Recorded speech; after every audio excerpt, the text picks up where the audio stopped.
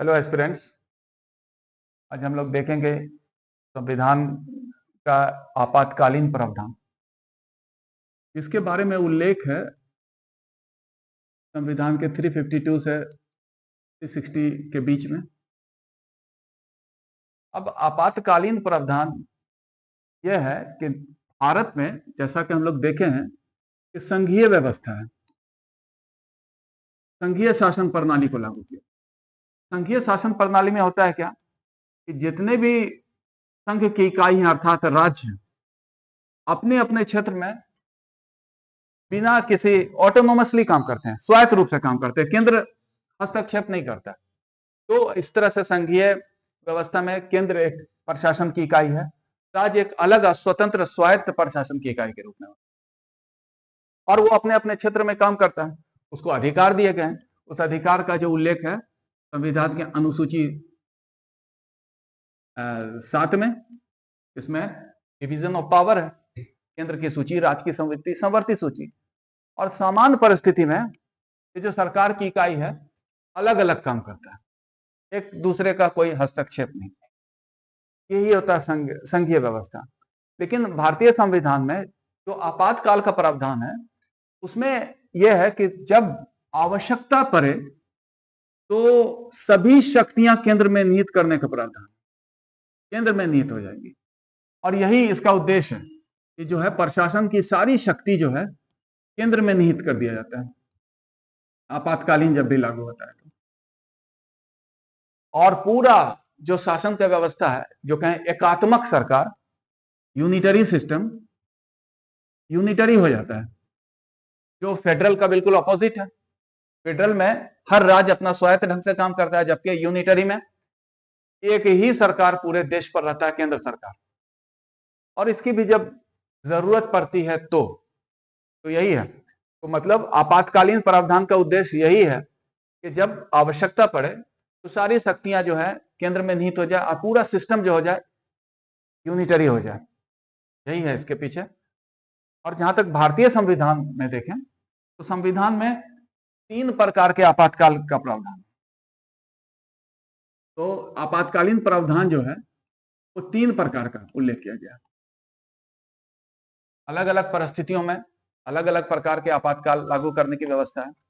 वो 3 में है। एक है नेशनल इमरजेंसी,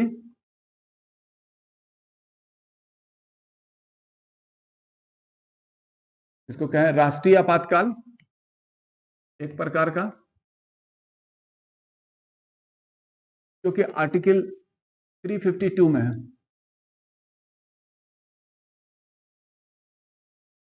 दूसरा प्रेसिडेंस रूल, इसको कहते हैं राष्ट्रपति शासन, और जिसके बारे में उल्लेख है आर्टिकल 356 में। और तीसरा जो है फाइनेंशियल इमरजेंसी,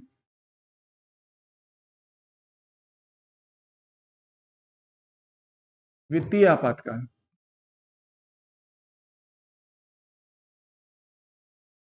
इसके बारे में उल्लेख है आर्टिकल 360 में।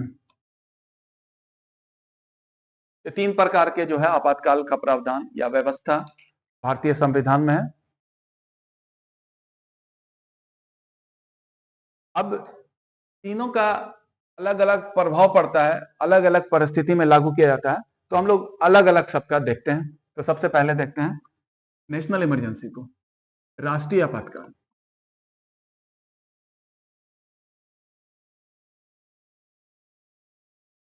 इसके बारे में उल्लेख है आर्टिकल 352 में। तो नेशनल इमरजेंसी जो लागू किया जाता है देश में, उसके 3 आधार हैं। ग्रांट्स जो है, 3 ग्रांट्स हैं उनके। पहला वार, युद्ध कहें उसको। दूसरा एक्सटर्नल एग्रेशन, इसको कहते हैं बाह्य आक्रमण।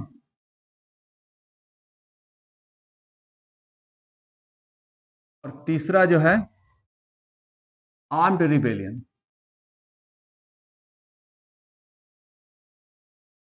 तो क्या सशस्त्र विद्रोह।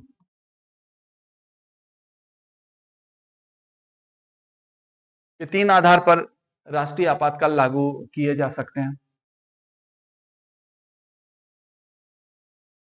तो जो ये 2 है, बाहरी कुछ आक्रमण या युद्ध वगैरह हो रहा है उस वजह से होता है, इसलिए इसको कहा जाता है एक्सटर्नल इमरजेंसी भी कहा जाता है। बाह्य आपातकाल, और ये जो है देश के भीतर विधि व्यवस्था की समस्या, उसको बारे में कहा गया आर्म्ड रिबेलियन, तो इसलिए वो है इंटरनल है, इंटरनल इमरजेंसी के अंतर्गत आता है।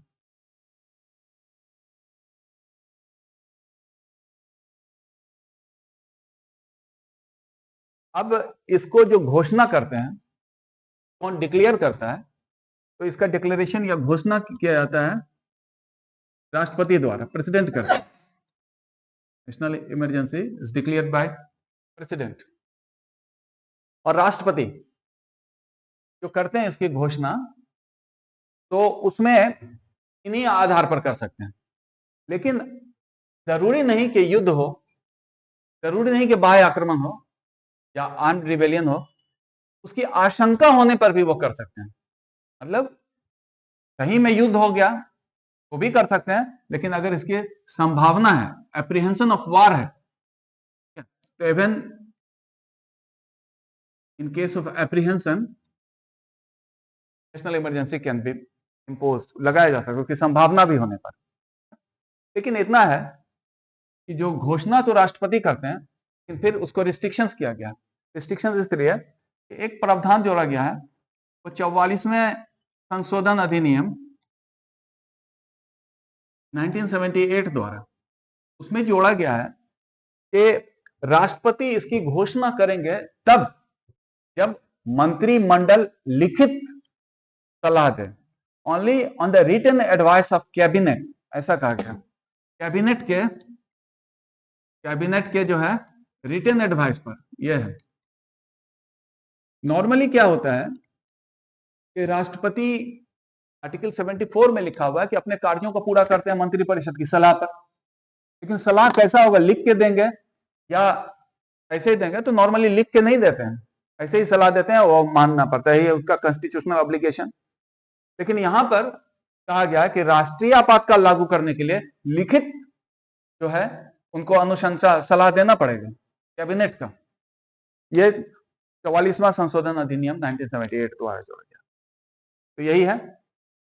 अब नेक्स्ट है कि राष्ट्रपति ने घोषणा किया मंत्रिपरिषद के लिखित सलाह पर। अब ये जो है नेशनल इमरजेंसी, पहले ये था कि पूरे देश के लिए था, पूरे देश में एक साथ। 42वें संशोधन से यह व्यवस्था किया गया है कि उसको देश या किसी हिस्से में भी कहीं पे भी किया जा सकता है। मतलब ये किया गया है 42nd कॉन्स्टिट्यूशनल अमेंडमेंट एक्ट 1976 द्वारा यह व्यवस्था जोड़ा गया है क्या, कि president can be impose in either in India और एनी पार्ट ऑफ इट, भारत या उसके किसी भाग में ये लागू किया सकता है, पार्ट में भी लागू किया सकता है। पहले था कि पूरे देश के लिए एक साथ था, ये व्यवस्था किया गया।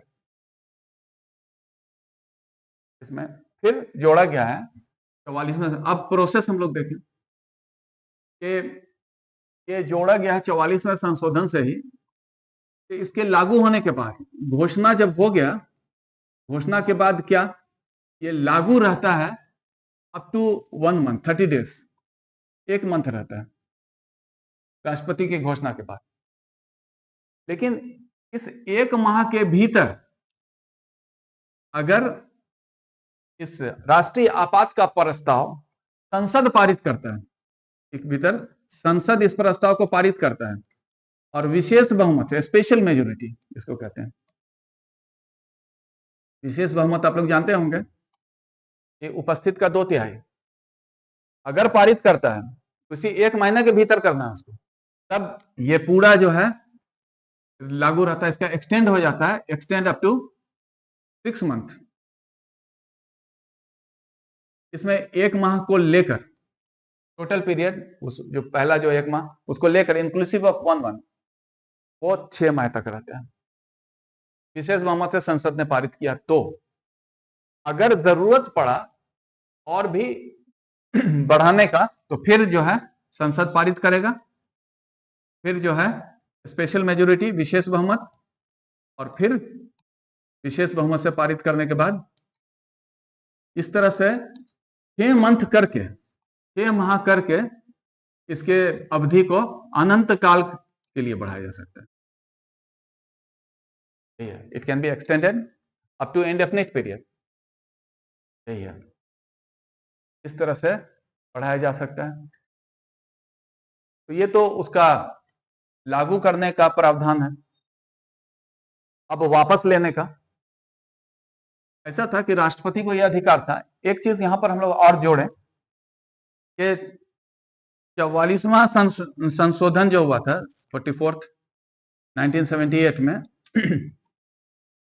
उसमें एक प्रावधान जोड़ा गया कि जिस जैसे कारण तो लिखा गया है, लेकिन क्या वास्तविक में इस कारण था या ऐसा था परिस्थिति कि लागू किया जाए कि नहीं किया जाए, तो उसके जो है उसमें यह कहा गया जो कारण है जिसकी वजह से लागू किया गया नेशनल इमरजेंसी, उसका न्यायिक पुनर्वलोकन हो सकता है। यह बात भी जोड़ा गया 44 में, जिस ग्राउंड पर लागू किया गया है is subject to judicial review.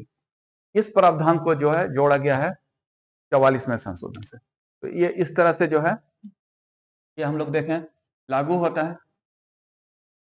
अब इसमें किस तरह से वापस होता है, विड्रॉ कैसे, रिवोक कैसे होता है, समाप्त के बारे में कहा गया। तो समाप्त का दो प्रक्रिया है अभी विद्यमान कि ये जो है राष्ट्रपति द्वारा वापस लेने पर राष्ट्रपति की घोषणा, राष्ट्रपति जैसे घोषणा किए थे लागू करने का वैसे घोषणा करेंगे कि वापस लिया जाता है, वापस लिया जा सकता है उसको। दूसरा है कि इसको बाद में जोड़ा गया 44th अमेंडमेंट से, तो यह कहा गया कि अगर लोकसभा साधारण बहुमत से प्रस्ताव पारित करके साधारण बहुमत से प्रस्ताव पारित करेगा तो भी हो जाएगा, या राष्ट्रपति उसको वापस ले लें या लोकसभा वापस लेने का प्रस्ताव साधारण बहुमत से पारित कर देता है तो वापस हो जाएगा। अब इसमें अगर मान लिया लोकसभा का बैठक नहीं चल रहा हो तो उसमें यह कहा गया है कि लोकसभा के अगर 1/10 सदस्य अब वापस लेना है तो आग्रह करेंगे प्रेसिडेंट और या स्पीकर को, तो उसके लिए एक लोकसभा का विशेष अधिवेशन बुलाया जाएगा और तब वहां पर निर्णय लिया जाएगा और साधारण बहुमत से प्रस्ताव करेगा तो उसको वापस लिया जा सकता है। तो ये लोकसभा को भी अधिकार दिया गया है 44वें संशोधन से। इस तरह से जो है ये वापस हो सकता है। अब ये हम लोग देखें कि नेशनल इमरजेंसी जो लागू किया गया कारण तो हम लोग देख लिए, यहां पर क्या है कि केंद्र को सशक्त शक्तिशाली बनाना, क्योंकि यही इसका उद्देश्य भी है। तो इसका क्या प्रभाव पड़ता है, क्योंकि ये जो है राज्य का प्रशासन पर लगभग केंद्र सरकार का अधिकार हो जाता है और हर तरह का, मतलब खाली राज्य नहीं बल्कि सभी अधिकार पर, एवं मौलिक अधिकार पर भी, क्योंकि पूरा शक्ति निहित हो जाता है केंद्र में, क्योंकि उसको ही उस समस्या से निपटने का लिए अधिकृत किया गया है संविधान द्वारा। तो हम लोग देखेंगे क्या क्या प्रभाव पड़ता है। जैसे हम लोग देखें एग्जीक्यूटिव पर, कार्यपालिका पर क्या प्रभाव पड़ता है, विधायी शक्ति लेजिस्लेटिव जो पावर है राज्य का उस पर, फिर फंडामेंटल राइट पर, फंडामेंटल राइट, और फिर सभी के लाइफ, इसका लाइफ जो है मतलब लोकसभा या फिर विधानसभा के लाइफ पर, ठीक है। विधानसभा का जो है टेन्योर जो होता है का अवधि, उस पर भी प्रभाव पड़ता है। तो इन सब पॉइंट्स पर हम लोग देखेंगे कि राष्ट्रीय आपातकाल का प्रभाव क्या पड़ता है। तो सबसे पहले हम लोग देखते हैं एग्जीक्यूटिव कार्यपालिका, कार्यपालिका, विधानपालिका, मौलिक अधिकार और अवधि लोकसभा और विधानसभा का। तो सबसे पहले जो है कार्यपालिका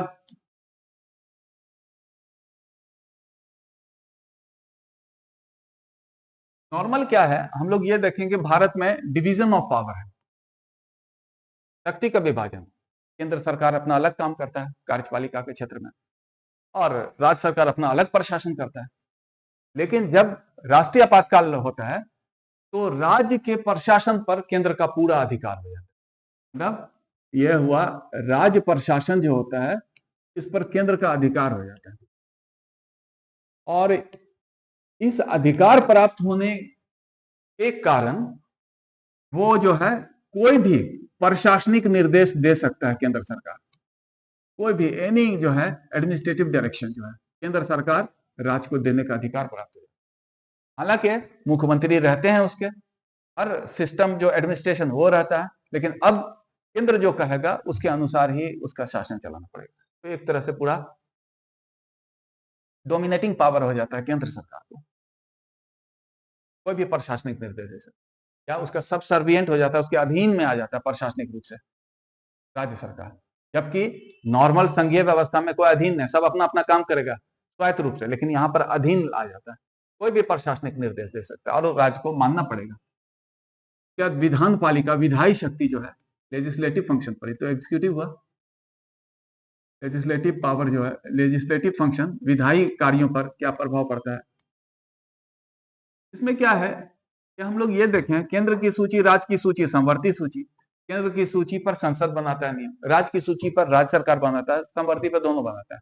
लेकिन ये विभाजन केंद्र के लिए खत्म हो जाता है। विधान सभा रहता है, लेकिन केंद्र चाहे तो राज्य की सूची पर नियम बना सकता है। तो मतलब ये हुआ, संसद को क्या है, राज्य की सूची का जो विषय है, राज्य की सूची पर नियम बनाने का अधिकार प्राप्त हो जाता है, नियम बनाने का अधिकार अधिकृत हो जाता है, जैसे ही राष्ट्रीय आपातकाल लागू करें। तो उसके लिए ये जो डिवीजन ऑफ पावर जो शेड्यूल 7 में है वो केंद्र के लिए खत्म हो जाता है।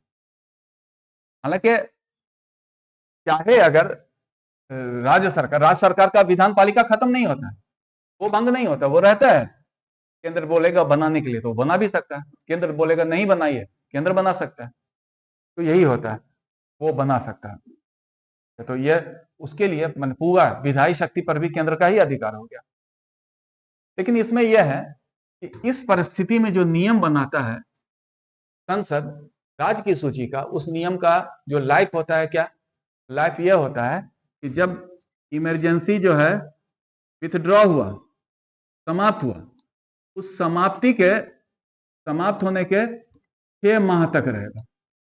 6 माह तक जो है वो 6 माह के बाद वो ऑटोमेटिकली खत्म हो जाता है। मतलब संसद ने राज्य की सूची पर आपातकाल की परिस्थिति में जो नियम बनाए हैं वो क्या है कि आपातकाल जब खत्म हुआ कि 6 महीना बाद वो खत्म हो जाएगा, वो नहीं रहेगा। यही है इसका। तो मतलब लेजिस्लेटिव पावर भी केंद्र के हाथ में चला जाता है। नेक्स्ट है, हम लोग देखें लाइफ, ये मौलिक अधिकार। मौलिक अधिकार, फंडामेंटल राइट पर जो अधिक प्रभाव पड़ता है, उसमें यह कहा गया है कि जब तो वार और एक्सटर्नल एग्रेशन माने युद्ध और बाह्य आक्रमण के आधार पर लागू होता है। ये दो,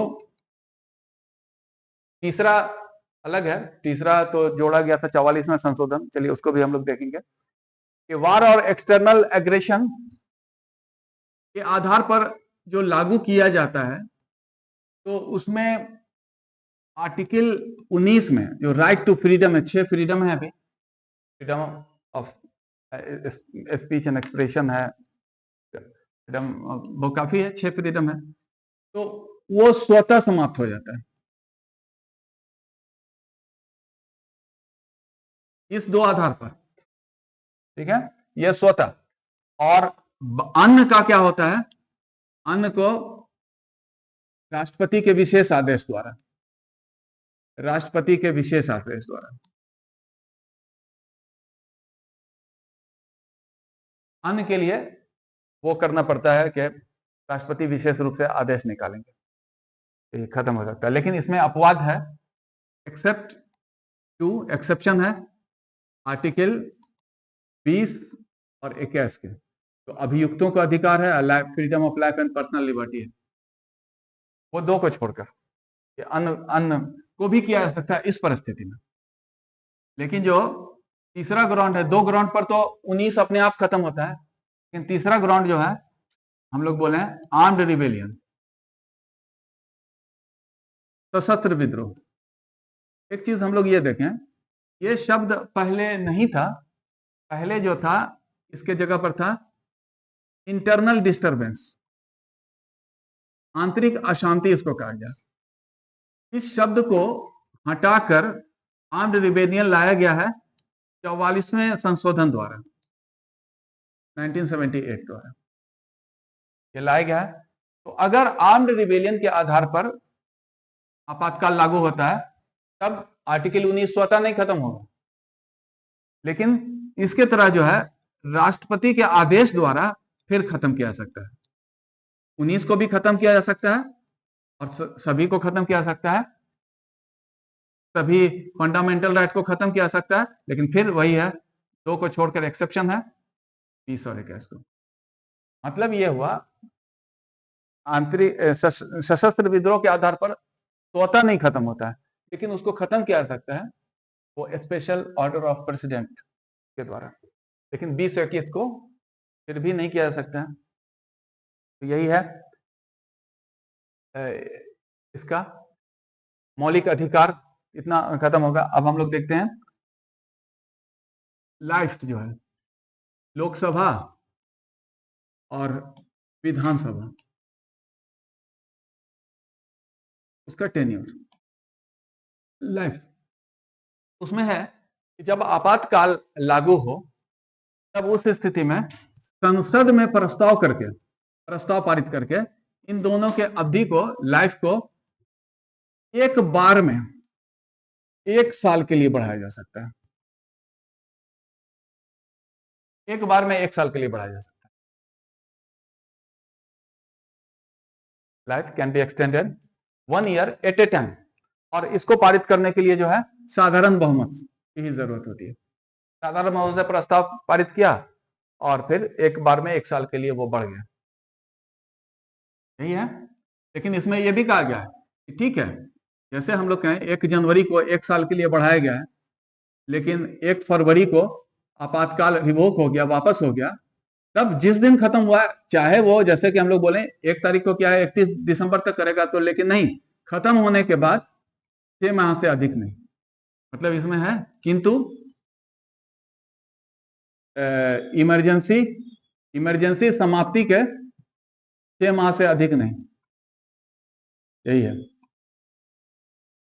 ये बढ़ी हुई अवधि चाहे पहले बढ़ा दिया गया, लेकिन यहां पर यह है 1-1 साल करके लिए, फिर इसको भी अनंत काल के लिए बढ़ाया जा सकता है, लेकिन एक बार में 1 साल। लेकिन अगर बढ़ा भी दिया है और इमरजेंसी बीच में खत्म हुआ, तो इमरजेंसी खत्म होने के 6 माह से ज्यादा ये अवधि नहीं जा सकता। तो ये सब है, मतलब ऐसा है, अगर हम लोग देखें शक्ति कहां पर चला गया, सभी केंद्र में राज्य की शक्ति, केंद्र सरकार में जनता की शक्ति, क्योंकि जनता को जो शक्ति मिला है कि अधिकार के रूप में सरकार के विरुद्ध अधिकार है, मौलिक अधिकार, अपने उस अधिकार का भी प्रयोग नहीं कर सकता, क्योंकि देश के सामने आपातकालीन परिस्थिति है। जनता, राज्य की शक्ति, जनता की शक्ति सब निहित हो जाती है केंद्र सरकार को, क्योंकि उस आकस्मिक परिस्थिति से निपटना है, नहीं है। अब यहां पर हम लोग को देखना, ये सारा प्रावधान हुआ। अब देखते हैं भारत में अब तक क्या है कि जो लागू किए गए, 3 बार लागू किए गए।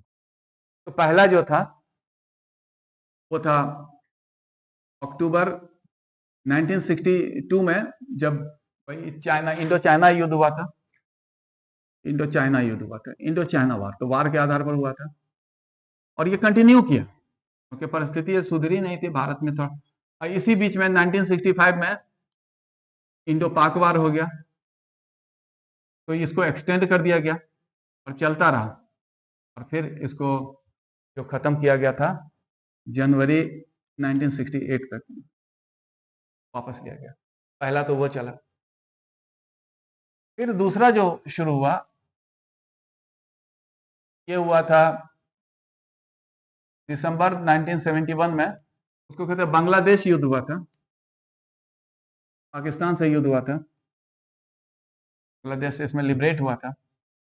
और फिर ये था क्या, वार के आधार पर युद्ध हो गया था, ये भी वार के आधार पर था। और ये खत्म हुआ था, वापस लिया गया मार्च 1977 में। क्या यही हुआ। इस बीच जब ये वाला चल रहा था तो इसी बीच में एक दूसरा भी शुरू कर दिया गया, जून 1975। ये था आंतरिक अशांति, इसको कहें इंटरनल डिस्टरबेंस बताया था, जिसको बाद में वापस ले लिया गया। और ये भी चला मार्च 1977। तो कह सकते हैं जून 1975 से भारत में 2 राष्ट्रीय आपातकाल एक साथ चले थे। और अब इस आंतरिक अशांति के आधार पर भारत में नहीं लगाया जा सकता है राष्ट्रीय आपातकाल, उसको बदल दिया गया सशस्त्र विद्रोह। तो यह सब सारा प्रावधान था राष्ट्रीय आपातकाल से संबंधित। नेक्स्ट हम लोग देखते हैं प्रेसिडेंट रूल।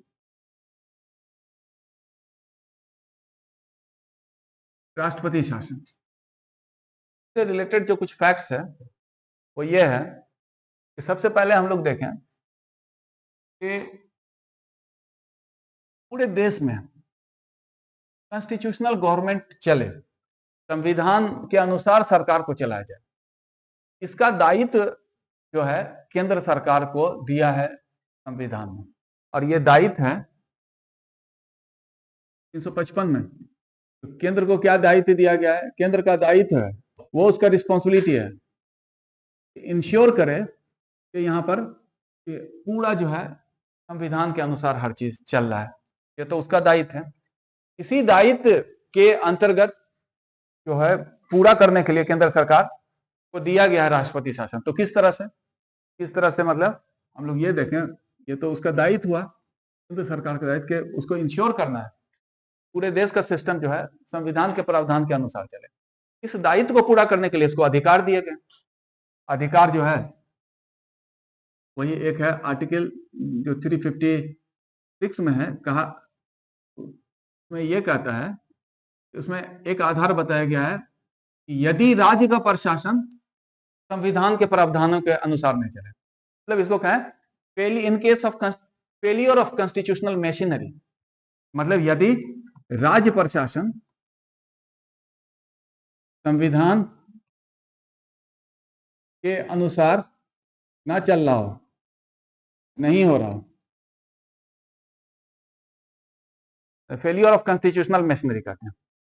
और एक कहा गया है आर्टिकल 365 जो कहता है कि अगर केंद्र सरकार, क्योंकि उसको दायित्व है इसमें, तो केंद्र सरकार जो है निर्देश देता है और उसका अवहेलना करता है अगर राज्य सरकार, तब फिर यह भी एक ग्राउंड बनता है कि आपातकाल लागू हो जाए। केंद्र द्वारा दिए गए प्रशासनिक निर्देश का अवहेलना, और ऐसा जरूरत पड़ता है कि बहुत सा ऐसा पर, जैसे हम लोग बोले विधि व्यवस्था सुधारने के लिए निर्देश दे सकता है, रेलवे है केंद्र सरकार का, उसको सुरक्षा नहीं अगर राज्य सरकार दे रहा है, सरकार राष्ट्रपति शासन लागू कर सकता है क्योंकि उसका निर्देश का अवहेलना हो।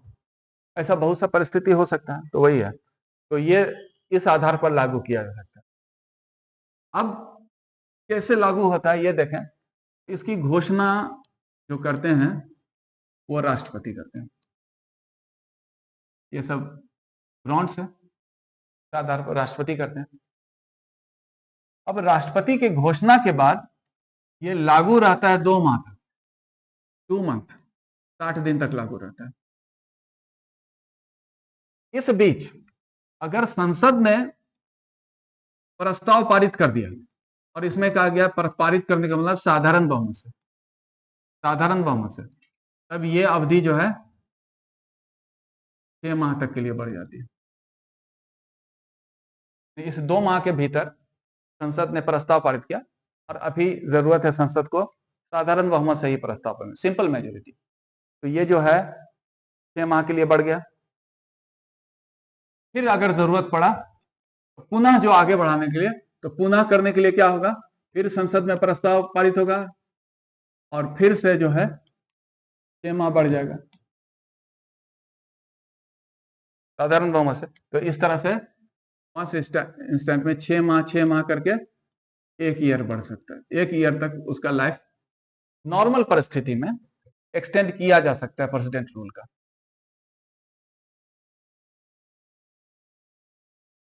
लेकिन इस 1 साल से अधिक बढ़ाने पर, इससे अगर अधिक बढ़ाना है, अधिक से 1 साल से, तो फिर कुछ शर्त को पूरा करना पड़ता है। 2 कंडीशन, माने आइदर ऑफ द 2 कंडीशन, 2 है, कोई एक कंडीशन कम से कम पूरा हो, इस 1 साल के अवधि से और बढ़ाना हो। तो क्या कंडीशंस है का उल्लेख किया गया है। पहला है कि देश या किसी भाग में, या देश या इसके किसी भाग में राष्ट्रीय आपातकाल लागू हो, 352 वाला, तब वो ग्राउंड बनता है कि फिर 1 साल से आगे बढ़ाया जा सके। देश या उसके किसी भाग में राष्ट्रीय आपातकाल लागू हो। दूसरा शर्त है, कोई एक भी शर्त, जब ये राष्ट्रीय आपातकाल राष्ट्रपति शासन लागू हो, उसी स्थिति में किसी राज्य में निर्वाचन करना, और निर्वाचन आयोग अगर सलाह दे राष्ट्रपति को कि नहीं, फेयर इलेक्शन कराना संभव नहीं होगा बिना राष्ट्रपति शासन के, तब बढ़ा सकता है। मतलब एक्सटेंड करने के लिए निर्वाचन आयोग अनुशंसा करता है, नया लागू करने के लिए, पहले ऑलरेडी लागू है उसको एक्सटेंड करना है और 1 साल से, तब फ्रेश उसके देने का अधिकार नहीं है उसको। यही है।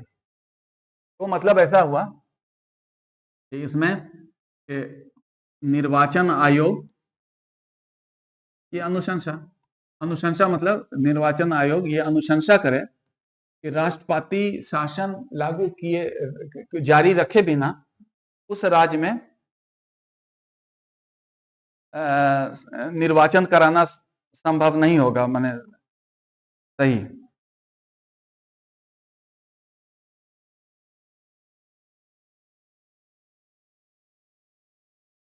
तो यही है परिस्थिति, इस तरह से जो है बढ़ाया जा सकता है। इस परिस्थिति में उपरोक्त कंडीशन अगर फुलफिल कर दिया, कंडीशन अगर पूरा कर दिया, तब फिर वही प्रस्ताव है कि संसद जो है, संसद में क्या करेगा, एक बार में साधारण बहुमत से पारित करके 6 माह करेंगे। तो 6 माह करके फिर 4 बार करना पड़ेगा। तो इस एक बार में 6 माह करके अधिकतम किया जा सकता है 2 वर्ष सशर्त। तो इस तरह से कुल अवधि हो गई राष्ट्रपति शासन की 1 वर्ष प्लस 2 वर्ष विथ कंडीशन, तो टोटल 3 ईयर किया जा सकता है। यही है। लेकिन 3 ईयर करने के लिए शर्त को पूरा करना पड़ेगा।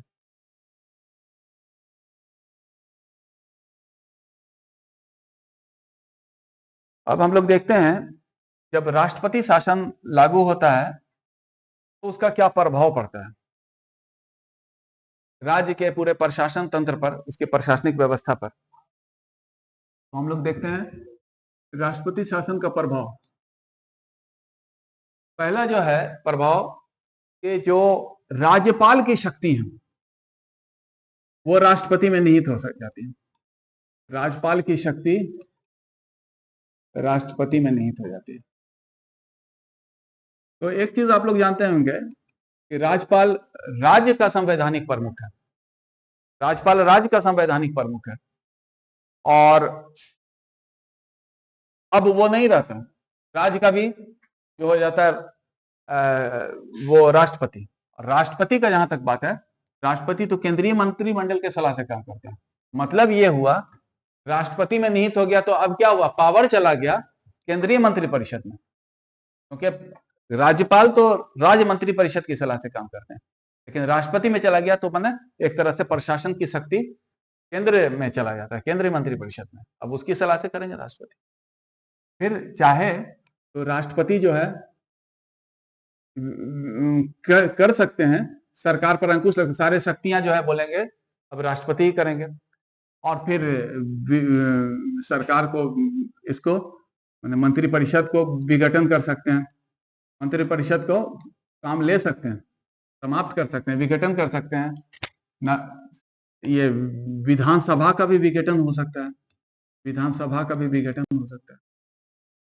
ये सब पूरा अधिकार होता है, देश इलेक्शन होगा, पूरी पावर चली गई राष्ट्रपति को, और राष्ट्रपति के बिहाफ में राज्यपाल करते हैं, और राज्यपाल को सलाह देने के लिए एडवाइजर वगैरह नियुक्त किया जाता है। तो एक तरह से कहते हैं पूरे प्रशासन तंत्र पर जो है केंद्र सरकार का अधिकार प्राप्त हो जाता है। और ये राष्ट्रपति जो है, राष्ट्रपति राज्य प्रशासन के संबंध में अध्यादेश भी जारी कर सकता है, अध्यादेश ऑर्डिनेंस जारी कर सकता है प्रशासन के लिए, ये भी, ये सब सारा अधिकार हो जाता है। तो इस तरह से कह सकते हैं कि पूरा राज्य के प्रशासन को खत्म किया जाता है, उसका विधानसभा भी भंग किया जा सकता है, मंत्रिपरिषद को खत्म किया जा सकता है। अब यहां पर क्या था, इस प्रावधान के संबंध में ऐसा कहा गया था, कुछ संविधान सभा में काफी चर्चा हुई थी, और बहुत से उसमें सदस्य जो थे नहीं चाहते थे रखा जाए इसको, क्योंकि इससे जो है फेडरल संघीय जो ढांचा प्रभावित होने की संभावना थी। तो उसमें BR अम्बेडकर का कहना था कि नहीं, इसको रखा जाए, क्योंकि इसको अंतिम उपाय का साधन के रूप में उपयोग किया जाएगा, अंतिम उपाय, मतलब as a measure of last resort बोले थे वो। लेकिन जो संविधान जब से लागू हुआ उसके बाद से देखा गया कि इसका काफी दुरुपयोग हुआ है इस प्रावधान का, और ये दुरुपयोग जो है राजनीतिक कारणों से, राजनीतिक दुरुपयोग हुआ। राजनीतिक दुरुपयोग कहने का मतलब, केंद्र में कोई सरकार है, राज्य में दूसरा सरकार है, तो उसको सरकार को विघटन करने, गिराने में ये सब होता है। तो पाया गया काफी राजनीतिक दुरुपयोग हुआ है, क्योंकि अब तक वो दुरुपयोग का परमाण है, अब तक भारत में more than 100 times, more than से भी अधिक वो जो है लागू किए गए हैं, और ये दर्शाता है कि इसका राजनीतिक दुरुपयोग है। और इसी दुरुपयोग पर अंकुश लगाने के लिए बाद में एक सुप्रीम कोर्ट का निर्णय आया था इस संबंध में, और वो निर्णय जो है इस संबंध में, निर्णय को कहते हैं SR बोम्मई केस, क्योंकि 1994 में आया SR बोम्मई केस। काफी इसका राजनीतिक दुरुपयोग पाया गया।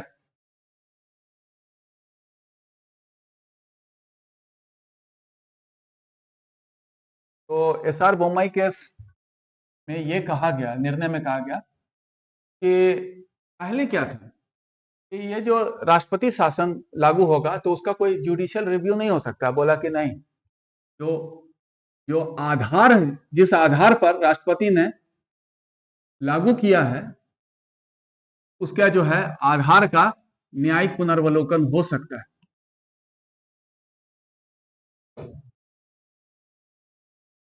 मैलाफाइड इंटेंशन ना हो, यही चीज है, न्यायिक पुनर्वलोकन हो सकता है।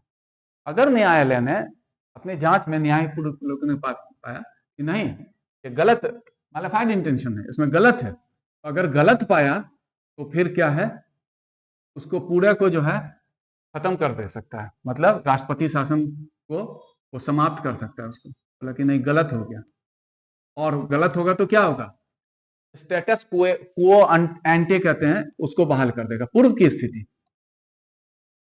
ऐसा वो है, पूर्व की स्थिति बहाल कर देगा सुप्रीम कोर्ट, जो जैसे था वैसे रहेगा। ये हो गया, पहले ऐसा नहीं था, यही है कि पुनर्वलोकन ने गलत पाया पूर्व की स्थिति। दूसरा, इसमें यह भी कहा गया है कि जो राष्ट्रपति शासन का जो घोषणा राष्ट्रपति करते हैं, उसके 2 माह के भीतर संसद पारित करना है, तब 6 महीना तक लागू रहता है। लेकिन संसद पारित करने से पहले ही सरकार को गिरा दिया जाता था, भंग कर दिया जाता था विधानसभा को और मंत्रिपरिषद को। तो बोला गया कि नहीं, विधानसभा का विघटन नहीं किया सकता संसद के पारित करने से पहले। संसद के पारित करने के पूर्व जो है क्या क्या नहीं किया सकता है, विधानसभा एवं मंत्रिपरिषद का विघटन नहीं किया जा सकता है, विघटन नहीं हो सकता। काम भले नहीं करेगा, लेकिन विघटन, पहले एक तरह का मिसचीफ था कि वो उसको विघटन कर दिया जाता था, अब तो फेडरल इलेक्शन होगा, तो नहीं किया जा सकता। और अगर कर भी दे तो यहां पर तो ये है, गलत पाएगा तो आदेश देगा कि पूर्व की स्थिति को बहाल कर दे। यही है प्रेसिडेंट रूल से संबंधित प्रावधान। अगला हम लोग तीसरा देखते हैं, वित्तीय आपातकाल, फाइनेंशियल इमरजेंसी, आर्टिकल 360 में है।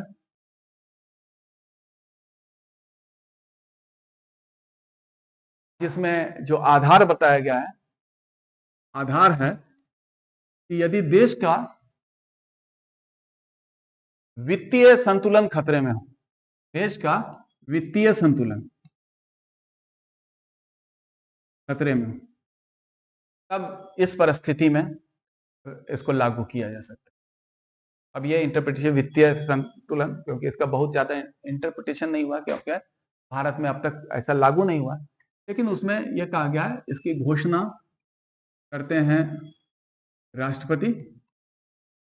राष्ट्रपति की घोषणा के 2 माह तक यह लागू रहता है। 2 माह के भीतर अगर संसद ने प्रस्ताव को पारित कर दिया, साधारण बहुमत से ही प्रस्ताव को पारित किया साधारण बहुमत से, तो यह 3 साल तक लागू रह सकता है। 3 साल तक लागू रह सकता है, और 3 साल, और इससे वापस जो है कभी भी हो सकता है, राष्ट्रपति की घोषणा से। राष्ट्रपति की घोषणा कभी भी वापस हो सकता है। यही हुआ। अब इसका प्रभाव हम लोग देखें। प्रभाव जो है, केंद्र सरकार राज्य को किसी तरह का वित्तीय निर्देश दे सकता है कि किस तरह से आपको व्यय वगैरह करना है। आदेश दे सकता है कि जो धन विधेयक है वो राज्य में प्रस्तुत करें, केंद्र के सहमति के पश्चात भी धन विधेयक पर नियंत्रण कर सकता है। किसी भी कॉन्स्टिट्यूशनल पोस्ट या किसी पद के, सरकारी लोक पद जो है, उसके वेतन, उसके बाद सुविधा में कटौती हो सकता है। ऐसे बहुत से ऐसे कॉन्स्टिट्यूशनल पोस्ट है जिसमें कहा गया है कि उनके सेवा के दौरान उनके वेतन एवं सुविधाओं को कम नहीं किया सकता है। तो बहुत से राष्ट्रपति हैं, चाहे जज हैं, सीएजी हैं, तो उनके भी कटौती किया सकता है अगर वित्तीय आपातकाल हो तो। ये सब कुछ प्रावधान है, लेकिन ऐसा है कि अब तक भारत में एक बार भी उसको लागू नहीं किया गया। तो यही है तीनों प्रकार के जो है आपातकाल से संबंधित प्रावधान। हम लोग इस टॉपिक को यहीं पे खत्म करते हैं।